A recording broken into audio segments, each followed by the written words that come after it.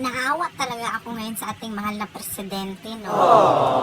Sa daming kinakaharap niyang problema sa bansa natin, korupsyon, drugs, pandemya, crisis, tapos ito ngayong typhoon, ito ngayong bagyo, ito ngayong trahedya. Ang dami-dami pa rin bumabatikos ng babas sa kanya. Hay nako,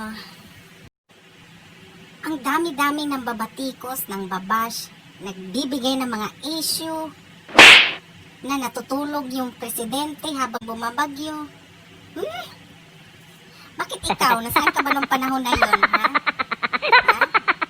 Hindi mo ba alam na habang bumabagyo, yung presidente gumagawa na yan ng hakbang? Ha? Ang problema kasi ganito, kahit isubo mo na yung tulong, halos ibigay na lahat, kapag kayong tao hindi marunong makontento, hindi pa rin sapat, kulang pa rin. Ha? Ganun. Yun ang problema. Nung kasagsagan ng bagyong Ulysses, bakit ba hinahanap niyo yung presidente? Nasaan ang Pangulo? Matanong ko lang, no? Kapag ka lumabas ba yung presidente, titigil ba yung bagyo?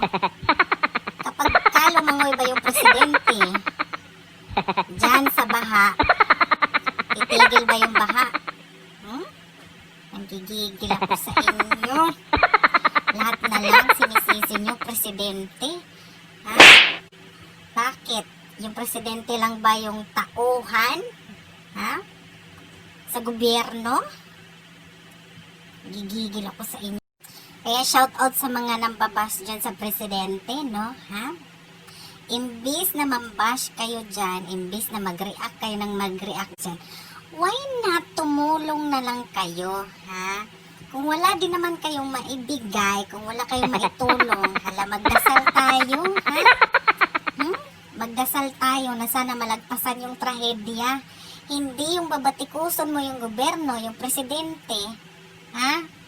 Di kaya ikaw na lang kaya maging presidente ng Pinas, ha? Tingnan ko lang. Puro kayo bash, puro kayo react, puro kayo galit, ha? Hindi ba pwede magkaisa na lang, ha? Imbis na mag-react kayo dyan. Gigil ako sa inyo, shout out sa inyo dyan, ha? Tapos ito pa, yung mga utak bulinaw dyan, shout out sa inyo, ha?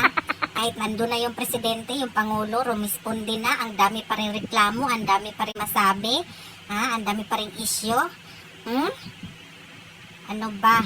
Nakakagigil kayo, nagigigil ako sa inyo, ha? Shout out sa inyo lahat dyan. Puro kayo reklamo, kung wala kayong maiambag, kung wala kayong maitulong, hala, magdasal, ha? Magdasal. Ama namin, sumala. Diyos ko, nakakaloka kayo, nagigigil ako sa inyo. Ha? Magdasal, ha? Imbis na magreklamo, imbis na mag-react dyan, kung anong issue, ibabato nyo sa Pangulo, why not tulungan natin iangat, hindi yung hilain pababa, no? Kung wala tayong maibigay na tulong, magdasal na lang, magdasal, ha, baby loves, magdasal, ha? Magdasal. Kaya sa mga bashers ng Pangulo natin dyan, ha, shout out sa inyong lahat dyan. Kung sa tingin nyo, na kaya nyong lamangan, ha, o di kayo mas magaling pa kayo sa presidente, ala, pumunta kayo ng palasyo at kayo yung umupo doon, ha? Hindi yung puro kayo reklamo dyan, ha? Puro kayo bato-bato ng issue. Tapos wala naman kayo palang naiambag, wala naman kayong naitulong, ha? Shout out sa inyong lahat dyan, nanggigigil ako sa inyo, ha? Magdasal tayo, ha? Magdasal na lang, best, ha? Baby loves, magdasal.